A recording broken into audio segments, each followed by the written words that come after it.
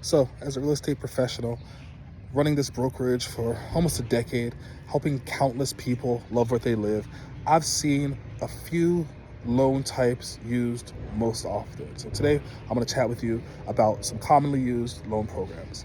Of course, you have your conventional loans. Those are really good. I love conventional loans. They allow a lot of flexibility.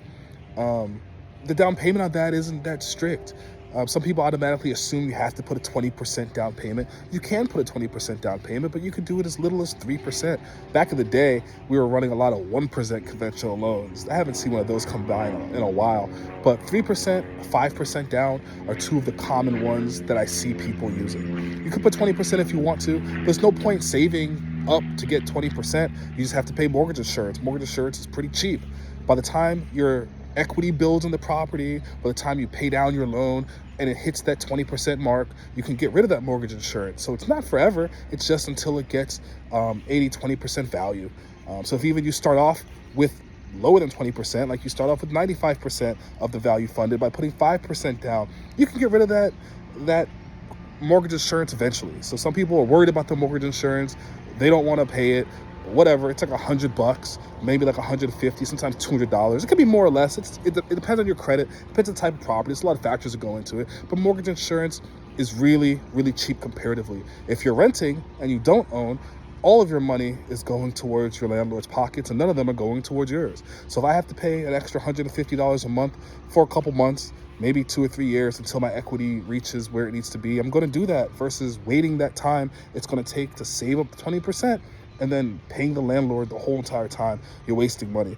My goal is to make sure we put money into our own pockets instead of putting money into your landlord's pockets. Unless I'm working with the landlord, then the goal is, of course, to put money into the landlord's pockets. But I say everybody should make it a personal goal of their own to own a property. So conventional loans, 3% down, you're 5% down. You can put 15, 20% down. You can put more, you can put less. Most people are running those for a 30-year term. Sometimes I've seen some people running for a 15-year term or a 20-year conventional loan. That's great too. But I say, especially if you're a first-time home buyer, you've never purchased before, you're really anxious about the mortgage, you want to make sure that you can pay everything on time, go ahead and get that 30-year fixed loan. You can always just spend more money each month paying it early, because the goal is eventually to not have a loan and to pay off your loan. You can refinance out of it later if the interest rates go down, or you just make some additional payments per month and pay it off sooner. That's fine. Just because it says 30 years doesn't mean it has to take you 30 years. Another loan program that I see people use often, especially if it's the first home that they're buying, will be FHA. FHA, they're running like 3.5% down, but sometimes their guidelines for your debt to income ratio and income levels can be a little bit different, and it can allow a little bit more flexibility with somebody who has a little bit of a lower credit score or they have a little bit of higher debt. Sometimes FHA is the right option for them, but I would definitely suggest you speak to your loan professional. If you need a recommendation, I can give you one, or I can give you a few. If you don't want one from me, make sure you check with your real estate agent. You can go to your bank or your credit union. You go wherever you want for your loan officer recommendation, but definitely speak to a professional who does this every single day. Speak to a few of them.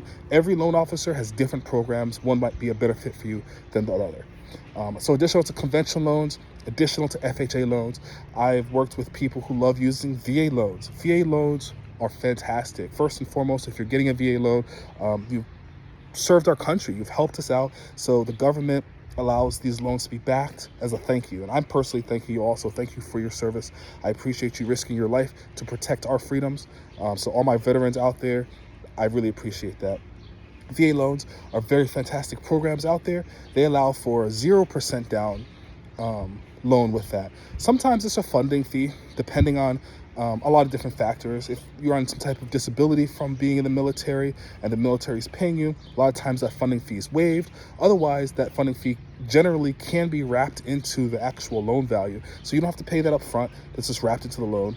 But they're 100% down 0% down programs, 100% financing programs. So they're really good to get into a property with no skin in your game, no skin in the game at all. Depending on, a lot of times if you get closing cost help from the seller, a lot of times closing cost help can take care of those closing costs, like those transfer recordation taxes, like the title work. So I've seen people really come out of their pockets with nothing. Sometimes they put an earnest money deposit down in the beginning. I've seen them get a check back at settlement for that earnest money deposit or any overages that there may be. A lot of times you're able to, apply that towards other debts in your life, apply that towards other services like getting home warranties or whatever the situation is. But there's a lot of flexibility with VA loans, and a lot of times they allow for a higher debt to income ratio. That way you're able to qualify as a thank you for your service. Another loan option, which is also 0% down, this is a really good one as well, is USDA loans. So a USDA loan allows somebody who lives in a more rural area. You can Google USDA map and it'll pop up.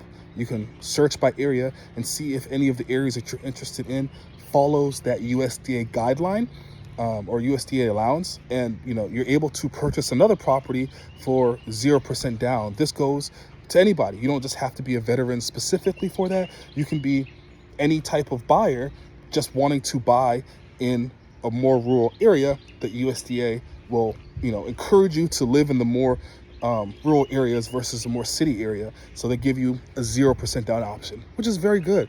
I love helping people with USDA loans, love helping people with VA loans, love helping people with every loan. They're very easy transactions. Working with a smooth loan officer, I'm working on the real estate end of it. Writing those offers are very, very awesome. Smooth transactions. A lot of those loans can be closed within 21 days, 30 days. So it's generally a fast closing, especially if you're working with a good loan officer. If you're working with a loan officer that has more hoops to jump through, it might be closing like 45 days. But we're in 2025.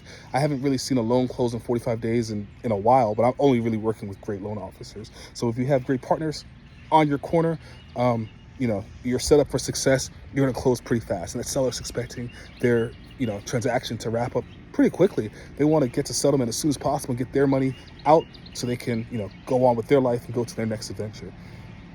So yeah, conventional loans we see very often. We see a lot of 3% downs, see a lot of 5% downs. FHA loans we do see as well, especially with some first-time home buyers. 3.5% downs. We're with a lot of veterans, so VA loans are a great option for 0% down. Agricultural loans like USDA, great option for 0% down as well. And a lot of times we do see people combining an FHA loan and potentially some conventional loans with some payment assistance. So even that 3.5%, 3% or 5% for those loan types, you might be able to get paid for by some type of program. We're in Maryland, so they had something called the MMP Maryland Mortgage Program. That can cover some of that payment for you. Sometimes it can cover some of the closing costs for you. Sometimes we're able to negotiate closing cost help paid by the actual seller. So when you combine a great loan product with a great grant program and a great negotiating power, so you're able to negotiate some seller funds, you're able to get into a property with very little skin in the game. A lot of times it could be cheaper than actual security deposit renting the place that you live. So I'm a firm believer of everybody should be their own landlord, be the lord of your land. Make sure that you reach out to a great loan officer, get yourself qualified, reach out to a great real estate agent, make sure you get yourself the negotiating team behind you that you need. You want to make sure your lender that you reach out to is very responsive, your agent's very responsive, they know how to negotiate intricate parts of the transaction, and you'll get to settlement in like 3 or 4 weeks. Right now we're at the beginning of June. You can go find a property now and still close by the end of June. So there's no excuse why you should be renting for much longer. You should definitely get out there, figure out where you stand, and buy a property. And I'll tell you, buying houses are addictive. Once you buy your first one, you're going to want to buy another one, and then you're going to want to buy another one, and you're going to keep going. So I highly suggest you guys take it upon yourself to become the lord of your land. If any questions, feel free to reach out to me, drop a comment, make sure you share this video so that you can get this out to as many people as possible. Go ahead and subscribe for some more real estate tips. I'm happy to help you. If you guys have any topics you want to know, just let me know. I'll hook you up. Talk to you soon, guys.